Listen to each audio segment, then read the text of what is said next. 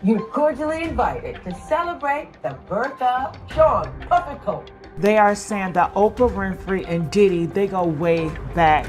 They are very close friends, and they are even saying that she has something to do with the Diddy parties. You are cordially invited to celebrate the birth of P. Diddy. Sean P. Diddy Puff Pastry Cone. How's everything with you? Good to see you. Everything's good with me. Everything's good? Yeah. Oprah may have laughed off rumors before, but this isn't just some internet conspiracy. There's an ongoing FBI investigation, and the fact that she felt the need to vanish right now, that's hard to ignore. Did you attend any of P. Diddy's parties? Were you involved in any of the freak-out? Oprah, happy birthday. It's not easy for me, for Jay, for Oprah. I don't want nobody to get it twisted. Puffy is currently facing some serious allegations that have tarnished the reputation that he built in the music industry. He once had this close-knit circle of celebrity friends, and now they're kind of distancing themselves in the wake of these serious allegations. Now, has anybody else seen the leaked VHS tape?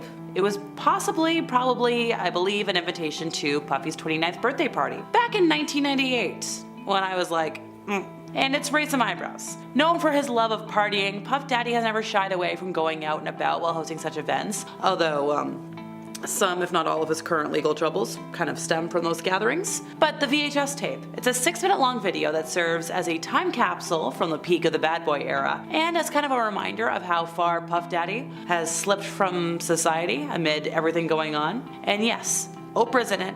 That's why we're talking about it today. So this tape was delivered to the hands of the most powerful and glamorous players in Los Angeles and New York in a black velvet pouch with the birthday gala, November 4th, 1998, written on it in white script. And like I said before, it's got Oprah, it's got Ellen DeGeneres, it's got Chris Rock, it's got Mariah Carey, it's got the next president, it's got Magic Johnson, Will Smith, Ben Stiller, Joan Rivers, Steven Tyler, Joe Perry, Tommy Hilfiger, Ronald Perlman, Penny Marshall, Stephen Baldwin, and so many others, taking turns to hype up the bash, encouraging the recipients to RSVP and goof off for the camera. So it begins with a strange home video style skit where Danny DeVito is lying on a sofa under a blanket, saying, "That's right, Puff Daddy's having a party and this is Puff Daddy inviting you to come. Let's have a ball."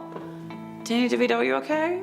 Let me know. Then the absolute cavalcade of A-listers take turns reading from a script. And yeah, it's a script, detailing the date and time, exactly how fabulous and expensive the affair is going to be, and then the address to RSVP to. And the venue, which by the way, it was the Cipriani Wall Street, would be revealed later. But now that it's been 20-something years, we know where it was. One person refers to the I'll Be Missing You rapper as the legendary Puff Daddy, and then we've got Rock and DeGeneres teasing him for his many names, because, you know, he's got them as long as my arm. And a lot of folks make fun of their own unease with hip-hop slang. One source who attended the bash said that they'd forgotten how much was made of the party in the press, and they really think that bigger celebs and moguls were fascinated by the chutzpah of this 29-year-old. Look, at the time the bash cost like $600,000, and 1,600 people were on the list for the invites, which is bonkers for a party? Eee!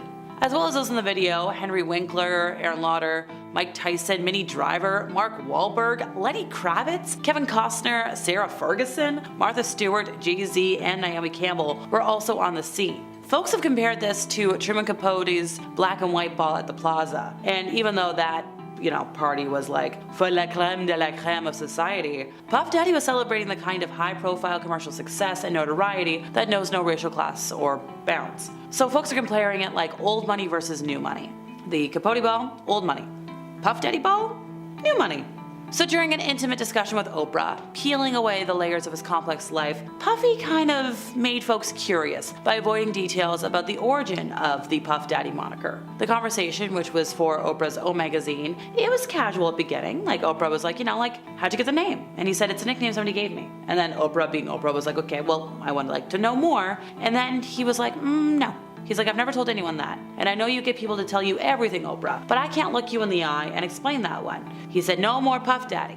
First week in June, we're gonna have a name change ceremony. Now, he confessed that part to MTV back in 2001, and that's when he said, I'm rocking with the whole P, that name now. And that's when he said, Biggie gave him that name, which was after crimes committed by Puffy that I can't talk about on here without sounding like a cartoon character, but I'm sure you can find them. And I find it highly suspicious that Biggie gave him that name. If we're gonna go back to Oprah for a moment, her name, that's been interlaced with a lot of criminals. We're talking Harvey W., Puff Daddy, Jeffrey E., I can't say their last names. Harvey was a close friend of Oprah's for many years, and he used that friendship to gain the trust of his victims. Actress Katie Noble claimed that Harvey used Oprah into going back with him to his hotel room. However, once Harvey's crimes became public knowledge, Oprah distanced herself from the situation without directly addressing her relationship with him. Oprah said, "If we make this just about Harvey, then we'll have lost this moment." That statement was an attempt to shift the focus from Harvey's crimes and victim stories to a bigger picture, because Oprah was desperate to paint herself as a hero. But not everybody was convinced. Oprah's former friend Seal took to Instagram to call her out for suspicious behavior, saying, "You have been part of the problem for decades, but suddenly they all think you're the solution. I forgot, that's right. You'd heard the rumors, but you had no idea he was actually serial harming young starry-eyed actresses." And that post was accompanied with a photo of Oprah kissing Harvey on the cheek. Now, Harvey is one of only many awful men tied to Oprah's brand. She's attended those big parties, and oh right, I'm forgetting something. She's featured 5 times in the files from Jeffrey's trial. I can't talk more about the trial for reasons, but like, come on. Another issue that follows Oprah wherever she goes is the controversy of her school in South Africa, the Oprah Winfrey Leadership Academy for Girls. It was built as a safe haven for disadvantaged girls, but it has proven to be kind of anything but that. Multiple students accused a dormitory matron, Virginia Makopo, of harm, and she was arrested in November of 2007 and then released on bail. News outlets claim that she faced 14 charges involving indecent acts with students. So after that trial, Oprah was sued by the headmistress of the school, Lerato Nyomfo Mzame, for defamation, which is kind of bad for you to be sued by your own headmistress. Mzame alleged that Oprah defamed her by implying that the headmaster was covering up the awfulness going on at the school. Granted, that case was settled out of court before the arranged trial, at least according to news outlets. But, sorry folks, the controversy does not end there. Speculation about numerous missing girls from the academy has spread like wildfire across social media. But the validity of these statements has not been confirmed or denied. Oprah and her team have been silent on the matter, and it seems like any articles raising concern over this situation are scrubbed from the internet. Like, when was the last time you heard about Oprah's school after she had that big grand opening? A fair share of scandals have been attached to Oprah over the years, yet media coverage criticizing her for all these instances somehow always disappears, and Oprah's name is constantly tied to a bazillion crimes, whether it's due to her relationships or the instances with the school. But the only sources talking about this are concerned consumers on social media and small newspapers. Not a lot of major outlets have discussed Oprah's suspicious behavior, instead they continue to praise her. And yet, she doesn't deny anything. Selective media coverage plays a large role in maintaining her image. Power is used as a scare tactic to prevent reporters from bringing these topics to light. And look, Oprah's not innocent. Thanks to her weakness for theories that veer towards the decidedly out there, her legacy is tarnished, at least in my eyes. Okay, sure, we'll give her a point today. She did endorse a lot of credible things. Barack Obama, John Steinbeck's East of Eden, became a bestseller after she featured it. I think it was like 51 years after it was originally published. But then on the other hand, let's talk about some bad things, okay? So we have her to blame for Jenny McCarthy spewing her opinions. You know, the opinion that vaccinations cause autism. She said that on the Oprah Winfrey Show back in 2007 and has been repeatedly cited as a factor in the return of many diseases such as whooping cough, and in the US, mostly in the US. Let's talk about Dr. Oz, the Turkish-American heart surgeon who first appeared on Oprah back in 2004 and quickly became part of Oprah's team of experts. Well, he dispenses with facts he doesn't find convenient. He manifests an egregious lack of integrity. Why? Well, he promotes quack treatments and cures in the interest of personal financial gain. He's more like an influencer than an actual doctor these days. And that's coming from a lot of colleagues who are like, yeah, no, his endorsements are immoral. A leaked video of Oprah Winfrey inviting guests to Diddy's 29th birthday party has just been leaked. Now, Oprah was joined by other well-known celebrities and invited other famous people in a video invitation. Now, if she was a part of this invitation, I think it's safe to say that she attended the party. And listen, Oprah has been spotted with Diddy multiple times at parties, charity events, and she even invited him on her talk show. Yep, you heard that right. And on an episode, he raised some eyebrows as he refused to answer one question. In 2006, while making an appearance on the Oprah Winfrey Show, Oprah tried to get to the bottom of Diddy's stage names, why he changed them, and what they meant. Diddy, though, was not going to give up that information. Diddy said, "It's a nickname somebody gave me. I've never told anyone that. I know you get people to tell you everything, Oprah, but I can't look you in the eyes and explain that one." He then shoved the question aside and said, "It's just a silly name, and it was made pretty clear that he didn't want to share the deeper meaning and the significance of his stage name. Now, what's strange about this is that Oprah did not probe him anymore and just accepted the fact that she wouldn't get an answer. Diddy then said, "I'll answer every other question except that one." Now, Diddy has gone through a lot of different names. In 1996, under the name Puff Daddy, he released his first commercial vocal work as a rapper. He then changed his stage name from Puff Daddy to P. Diddy in 2001. No more Puff Daddy. The first week in June, we're gonna have a name change ceremony, he announced on MTV News. "I'm rocking with P. Diddy now. My man Biggie gave me that name." Now, on August 16th, 2005, he announced on Today that he was altering his stage name yet again and would be calling himself Diddy. He then said fans did not know how to address him, which led to confusion. He then changed his name again on November 5th, 2017, when he announced that he'd be going by the name Love, stating, "My new name is Love, aka Brother Love." 2 days later, he told the press he had been joking, but on January 3rd, 2018, he announced on Jimmy Kimmel Live that he had changed his mind again and will be using the new name after all. Now, the change became official in 2022, and personally, I just call him Diddy. I mean, all of this is really confusing, and not only for me, many people have been confused by what to call him and why he has all these different names that constantly change. Now, in his other interviews, he has opened up about his many nicknames, as he told Jet magazine in 1998 that he had a temper when he was younger and his friends started calling him Puffy. While speaking with CNN, he shared, "I've had different name changes because I only just grew up in a neighborhood where everyone had nicknames. My first nickname was Puffy." He said he was given the nickname Puff as a child because he would huff and puff when he was angry. It seems like his name will remain just one more secret that Diddy keeps from the world. Now, I don't know why he's making it such a big deal though. It honestly just makes him even more suspicious. I mean, why wouldn't he want to share it unless it was something bad, right?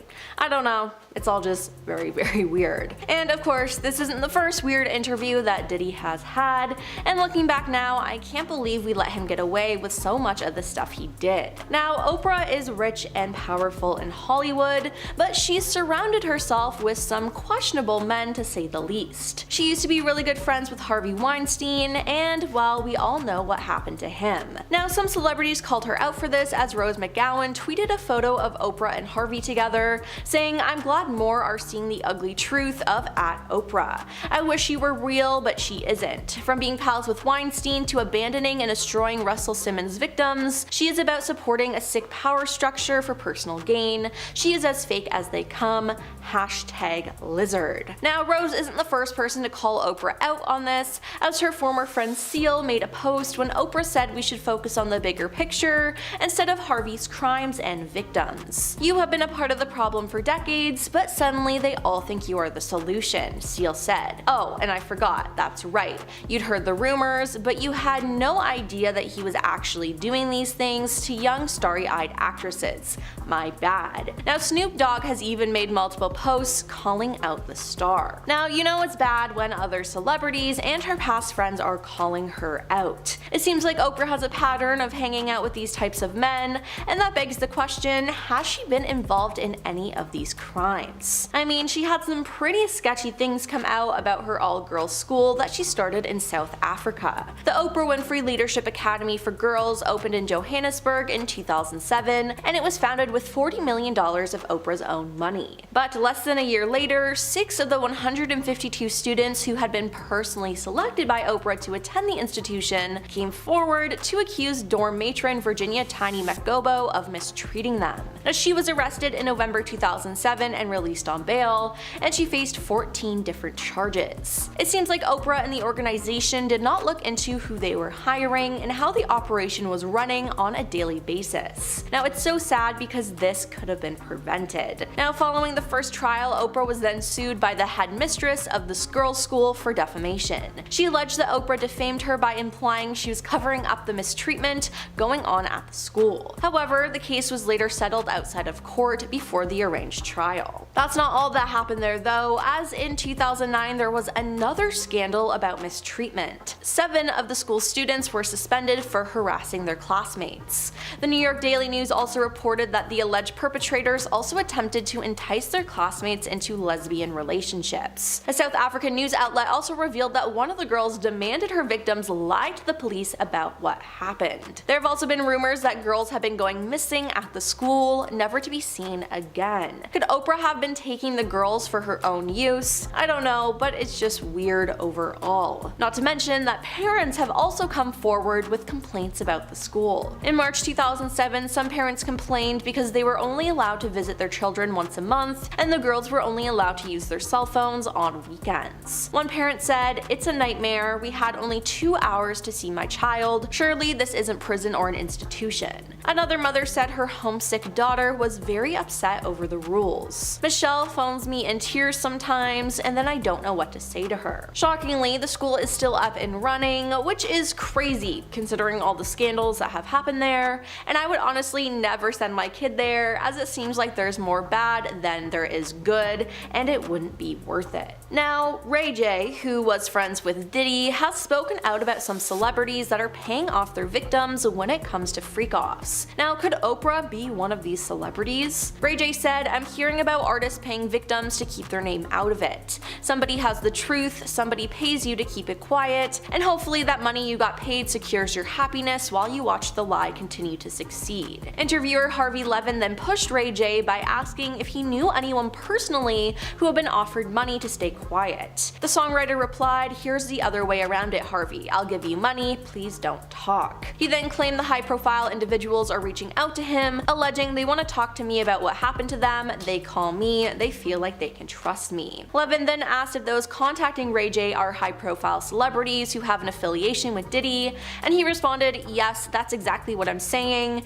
and I don't even know why I said it, but I said it, so what? Now they gonna be mad, come get me." Ray J then said, "I think I said too much." In the interview, he did not name any of the celebrities, but it still raised eyebrows. Oprah Winfrey's cancellation has been a long time coming. From mistreating guests to promoting frauds, here's our list of Oprah warning signs we all chose to ignore. Starting off, we have the fact that many celebrity guests have spoken out about how they were mistreated by Oprah. Oprah interviewed actress Monique's brother, Gerald, who mistreated her growing up. Monique, in a since-deleted Periscope video, claimed she gave Oprah her blessing to conduct the interview, but was shocked and horrified when Oprah had her and Gerald's parents in her show's audience for the piece. In May 2010, a source told Radar Online, Monique has decided to forgive Oprah and move on, although the interview hurt her to her heart. But she's still not forgiven her family, and unfortunately, the grudge can now go to the grave because her parents, Stephen and Alice, are getting older now. She feels that her parents have never fully accepted Gerald's role in what happened. Would say, Oprah Winfrey, stop hiding behind what you call was negative comments, because what people are beginning to do is see you for who you are. But later in 2015, Monique claimed powerful people had blackballed her in Hollywood and hinted that Oprah was to blame. "Thank you, Miss Oprah Winfrey," she said during a comedy performance. Now, another star who spoke out was Toni Braxton. She did an interview where she recalled being slammed in a 1998 sit-down with Oprah. "She was so frickin' mean to me. I was in shock," she recounted in a taped statement for the music series Behind the Music.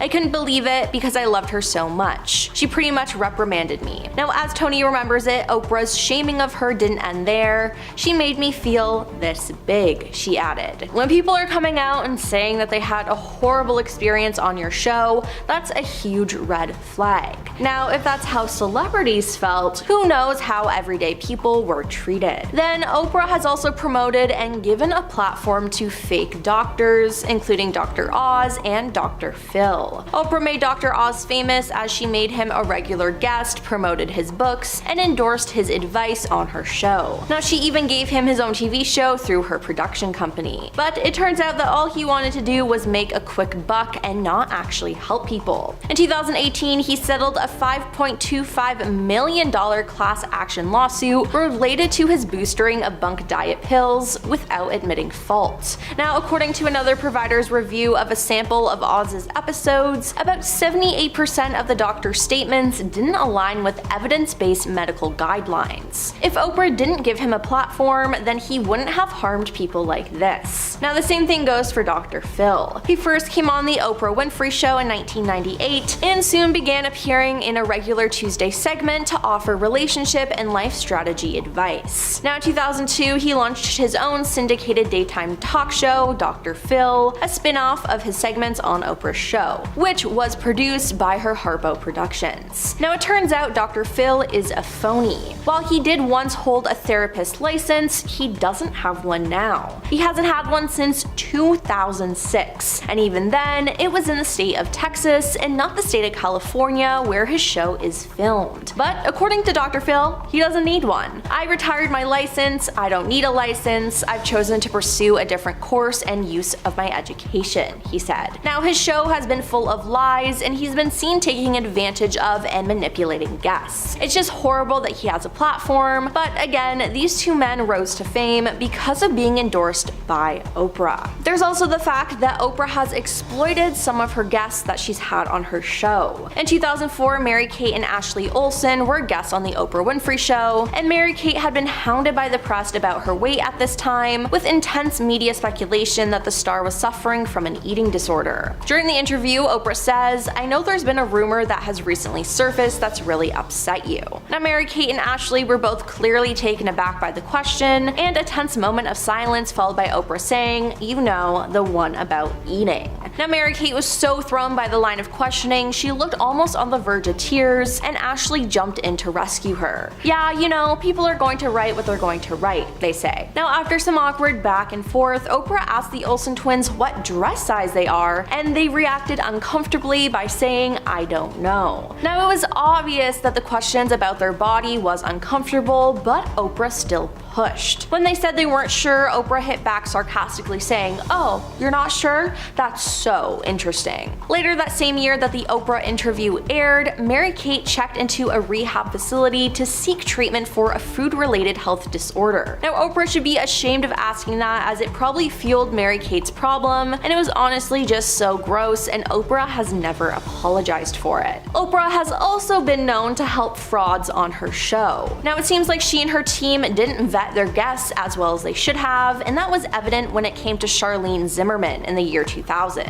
Now turns out she was a fraud. She claimed to be passing away soon due to cancer, and she was arrested after authorities learned her illness was a fraud scheme. Now she was charged with second-degree theft after accepting about $10,000 in gifts, including money, food, clothing, and vacations from charities who believed that she was going to pass away from liver cancer. Charity organizations started sending her help shortly after she appeared on Oprah during a 1998 segment about mothers with terminal cancer. At the time, an Oprah spokeswoman confirmed Charlene's appearance on the show, but offered no further comment. Now investigators said the woman told her family, friends, and national TV audience that she was going to pass away from cancer, and she even shaved her own head and sliced her skin to simulate the effects of chemotherapy and surgery. Police began investigating the woman after donors began asking about her health. She had been terminal for 2 years, Police Chief Larry Phillips told the Post. People were concerned because she didn't look like she had this type of disease. Now according to Larry, her husband did not know that his wife was faking her illness. She told him she had a terminal illness and it was her dying wish that she'd assumed to handle parts of it privately, Larry said. She told him he didn't have to take off work while she went for chemo, and when he'd come home that night, she'd look and act as if she had chemotherapy treatment. Yikes, this is just not a good look for Oprah or her show. Then there was the book club controversy. Now if you don't know, Oprah had a book club and she added James Frey's book A Million Little Pieces to the reading list. In October 2005, James appeared on the Oprah Winfrey Show to promote his book, which the talk show host had previously said she couldn't put down, calling it a gut-wrenching memoir that is raw and it's so real. Now when James was promoting this book on talk shows or other media outlets,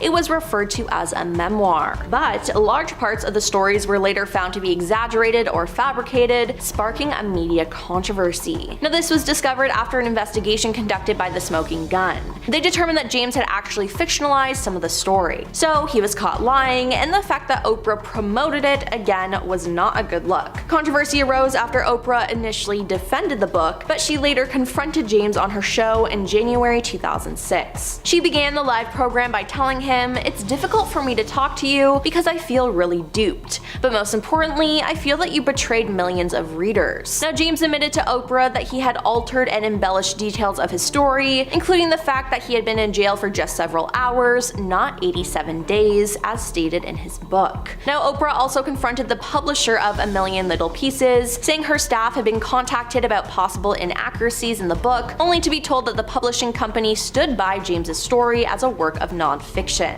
During the show, the publisher acknowledged that A Million Little Pieces had not been fact-checked. I mean, at least Oprah did her research about the book afterwards, but her helping spread misinformation is truly dangerous, and she hasn't taken a lot of accountability. Oh, Oprah, you've told so many fibs over the years. How can we keep track? So most recently, Oprah Winfrey has been called out for using weight loss medication, despite being a long-time ambassador for Weight Watchers. Seriously, the two are synonymous. The famous talk show host has confirmed she uses an unnamed thing to help her control her weight. In a revealing chat, she said her new slim figure is thanks to the medication and obviously a healthier lifestyle overall. She said, "I now use it as I feel I need it, as a tool to manage not yo-yoing." She said the fact that there's a medically approved prescription for managing weight in my lifetime feels like a relief, like redemption, like a gift, not something to hide behind and once again be ridiculed for. She also said, "I'm absolutely done with the shaming from other people and particularly myself." Which is fair, she's been shamed many times over the years, most notably Joan Rivers way back when. Granted, there's a lot of fans that feel like the billionaire philanthropist is being hypocritical. Once again, given that she's kind of been a spokesgirl for Weight Watchers for, I don't know, as long as I can remember. One person wrote, "What I don't like about Oprah is she is clearly off doing Ozempic, but she's still pushing Weight Watchers." So other folks have added, like, done with the shaming but okay with lying. And for the longest time, Oprah was like, "Oh, I let people think I just did it the old-fashioned way," and they want to know why she lied. Well, I'll tell you why. Ka-ching, ka-ching. I do get it. Body issues are a thing. I struggle with them myself, but like, don't lie about it. Back in 2012, Oprah gushed for weeks about Microsoft's Surface tablet, which she compared to a Mercedes, and she named one of her favorite things of 2012. If you know Oprah, her favorite things of the year, it's a huge deal. One day she went a step further. She sent out a Twitter message to her, I think like 14.8 million followers at the time, saying, "Love that Surface," and added that she'd already bought 12 of them for Christmas gifts. But there was one teeny tiny little proofreading problem here. Well, not proofreading, but you'll get what I mean. Oprah, or whoever managed her Twitter account at the time, sent that tweet from an iPad. So the people of the internet, who never miss the opportunity to poke fun at an online mess up, took notice. To quote one expert, "She does have legions of fans, making her an effective marketing channel for Microsoft. Except when the narrative around her promotion is tossed on its head by a foolish and utterly avoidable mistake. Surface ads, not brought to you by iPad." Now sure, she might have had an iPad and a Surface at the same time. She did name the iPad one of her favorite things of years prior, but like, girl. And I get it, there was not a Twitter app for Surface at the time, but still. Alright, so the legend of Oprah Winfrey as an extremely poor person, growing up without a father, a too young mother who, as Oprah claimed, carried with shame during pregnancy and then neglected her, kinda spread when Oprah began giving interviews in Chicago, claiming, "Oh, how they harmed me. I wanted to be white because I never saw white people being hurt." She claimed her early years were lonely. She didn't play with anybody except the pig she rode without a saddle in her grandmother's garden. She said the only thing I could talk to was the animals in the farmyard. She claimed she read them Bible stories. Apparently the years spent with a mother on welfare were even worse. She said, "We were so poor we couldn't afford a dog or a cat, so I had 2 cockroaches as pets. I put them in a jar, named them Melinda and Sandy." She very much entertained her audiences with these stories. She talked about fetching water from the well. She talked about milking cows, emptying the drinking pot. This was a fairy tale about growing up that she weaved and told. She told stories about her grandmother who swung a switch, a grandfather with a stick. These were the people who raised her for the earliest years of her life. She said, "Oh, how they hurt me." Once again, she wanted to be white. She never saw white people being harmed. She said this over and over again, which is why I repeated it. She said that, an integral part of Southern tradition for her family, the way the old folks raised people was, you get a switch. You spill something, you know what happens. You tell a story, game over. And grandma could do that to her all day and never get tired. Now, not everybody in Oprah's family has agreed with this narrative. Her mother, Vernita Lee, when asked about her daughter's penchant for self-dramatization, said, "Oprah's a bit of a cold smoker." If you don't know what that means, telling tall tales. Oprah's sister later dispelled the myth of immense poverty. She said, sure, we weren't rich, but Oprah exaggerated how bad it was for us. I guess the viewers would love her and the audience would grow. She didn't have cockroaches for a pet. She always had a dog, she had a white cat, she had an eel in a tank, a parakeet named Bo Peep. She went on and on. She said, her cousin, Catherine, said, where Oprah got that nonsense about growing up in filth and roaches, I have no idea. Catherine claimed that she even confronted Oprah, asking, why do you tell such lies? And Oprah said, that's what people want to hear. The truth is boring. And people did. They ate it up for years. Until there was a certain book that came out and everybody was like, oh, it's a fib. So back in March of 2010, Monique won the Best Supporting Actress Academy Award for her performance in Precious. But after that, her career kind of didn't really happen, didn't really take off. And she's opened up about what she claimed is her being blackballed in the entertainment industry. And she claims that it came at the hands of media moguls such as Oprah Winfrey. Now, you gotta remember, Oprah is the talk show host who had an interview with Monique's family just days after the big career accomplishment. She sat down with Monique's older brother, Gerald, who had sadly harmed Monique growing up. Allegedly, this was the first time he had admitted his crimes. He confessed to being a victim of the same actions by other family members. But folks, that didn't sit well with anybody. A lot of people online said that Oprah needed to answer for this because interviewing Monique's brother after her historic Oscar win doesn't make sense. It looked bad for Oprah. And people started to pick up on the fact that Oprah definitely seemed to have a mean cold sign. They wanted to know why she was so mean to Monique, why she was hurting her in this way. And Monique said it herself, Oprah crossed her on many different levels. She tried to reach out to Oprah, but her efforts to communicate didn't really go anywhere. So 3 years after that interview, Monique confronted Oprah at a celebration party for Lupita Nyong'o, when Lupita got the Academy Award nomination for Best Supporting Actress. So Monique described it as, Oprah was sitting on my right, and I turned to her and said, now I need to talk to you. And at that event, apparently when that went down, you could hear a pin drop. So Monique said, and I quote, since you didn't want to return my calls, for whatever reason, I'm going to say this right here.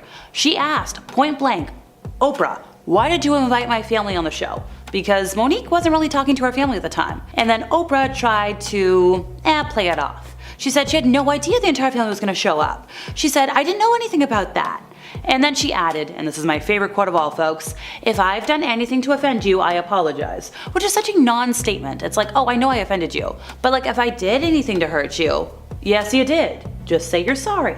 So Oprah paid a fortune to Apple TV Plus chiefs to buy back the rights to a documentary about her life. So Apple announced with great fanfare in 2021 that Oscar-winning filmmaker Kevin McDonald would be directing a documentary about the talk show host turned media mogul turned billionaire that we all know and love or hate. However, sources say that McDonald, who teamed up with Oprah's longtime producer Lisa Esmeralda on the project, had clashed with the billionaire after he finished the film. And, unless I'm mistaken, it's been on ice ever since. So, and I quote, Kevin made the film, Oprah didn't like it, he refused to change it, and then Oprah paid her money back to Apple. This is according to a Hollywood source that is anonymous but apparently knows all. Somebody in the know says it wasn't in the 7 figures. Now, we gotta say, Oprah's documentary isn't the first high-profile one to be put on ice. Netflix's Years in the Making Prince documentary is being held hostage due to objections from the Grammy winner's estate. And I don't know. I think because he's already passed on, I think we can keep that one on ice. I don't think it's necessary. As details from the Diddy situation continue to surface, new famous names keep getting attached to the music artist and his infamous parties. The latest on the list is Oprah, and the true nature of their relationship might be different from what we thought we knew. A 2006 interview between the rapper and TV host has recently resurfaced amid Diddy's recent controversy. Since the rapper's activities were discovered, every comment and interview the man has ever done has suddenly taken on a very different vibe. Once innocent remarks now sound much more sinister. In this particular interview, what used to be a cheeky exchange between the music artist and Oprah now has people doing a double take and looking deeper than the surface. Oprah had inquired about the meaning behind Diddy's stage name, Diddy. His real name was actually, Sean Combs. The rapper was reluctant to share the story behind the name, saying, "It's a nickname somebody gave me. I've never told anyone that. I know you get people to tell you everything, Oprah." And that exchange doesn't seem so bad, but it's the next line that is making people uncomfortable. He finished his statement with, "But I can't look you in the eye and explain that one." What does that mean? It definitely sounds suspicious, and people are side-eyeing that moment. At the time, it could be assumed that maybe the story came from a childhood hijinks, maybe an embarrassing story, but after everything that has surfaced about the star's activities behind closed doors, people's minds wandered to a much darker place. Diddy claimed in that 2006 interview that he would answer every other question, just not that one. At the time, the question was, what could have been so bad to warrant that kind of response? But today, we might not have to wonder about that so hard. People originally believed Diddy's name change from Puff Daddy to P. Diddy might have had something to do with a 1999 altercation in a Manhattan club involving J-Lo. Comments about P. Diddy and the allegations? Go back and look, don't lean. Don't lean. Ignite your sign. For Diddy and J-Lo, the century went out dramatically. While partying the night away on December 27th, things quickly took a violent turn. What was once a fun night on the town soured when J-Lo, Diddy, his bodyguard, and another music artist, Shine, got into a disagreement with other club patrons that eventually ended in a fight. There were weapons involved in the disagreement, and people were injured by projectiles. Whenever celebrities or someone notable is making their way through the club, you know how it is. Now, was he aiming at me? Was I the object of his fear?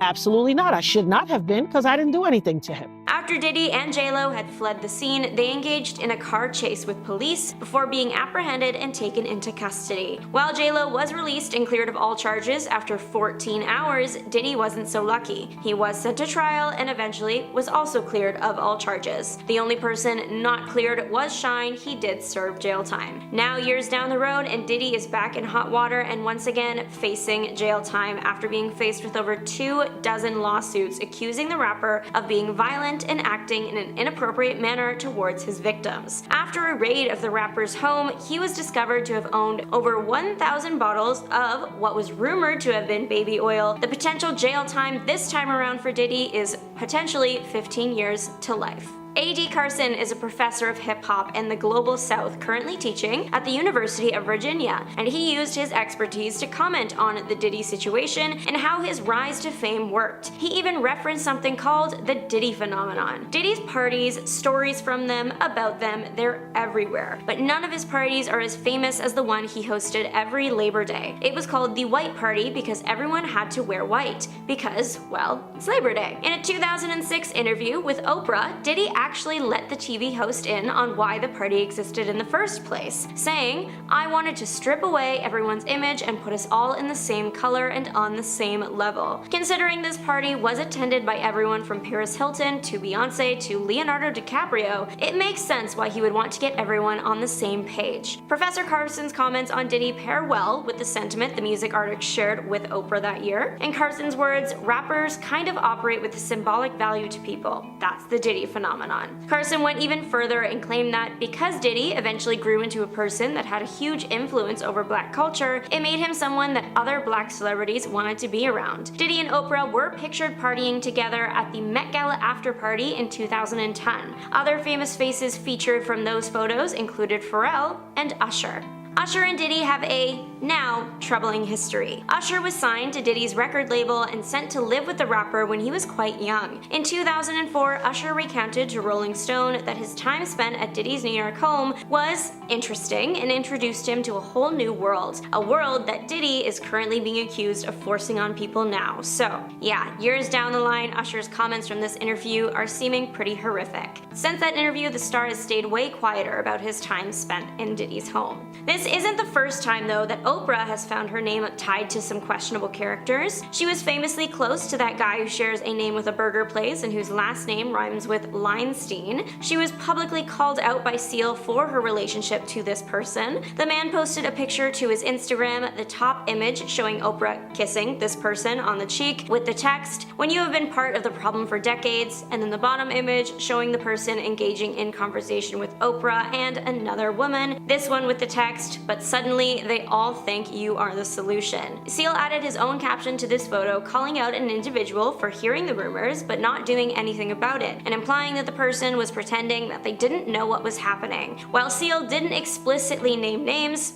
There were faces in those pictures, particularly Oprah's, so everyone assumed he was taking a dig at the talk show host. Seal insisted this wasn't the case, it just happened to be Oprah that was the one pictured with the man. It was more about him than her, and the text was meant more as a generalization of the entertainment industry than a direct attack. She also has her own related and themed scandals attached to her name, like that of the school Oprah opened in South Africa, the Oprah Winfrey Leadership Academy for Girls. What was originally designed and opened as a place to uplift the girls was quickly defiled by a scandal. The dorm matron was accused by multiple students of acting inappropriately towards them. They were arrested and faced 14 charges at the time. The matron was also accused of physically conflicting with a dorm parent and injuring 3 while operating a golf cart. Adding more to the scandal, Oprah was later sued by the school's headmistress for over $250,000. The headmistress had sued for defamation, and it was a direct result of the situation with the dorm matron. While that horrible situation was happening, Winfrey had publicly commented that she was essentially doing a complete overhaul of the school and that she had lost confidence in the headmistress. The headmistress claimed that these comments made it much harder for her to find work. The details of the situation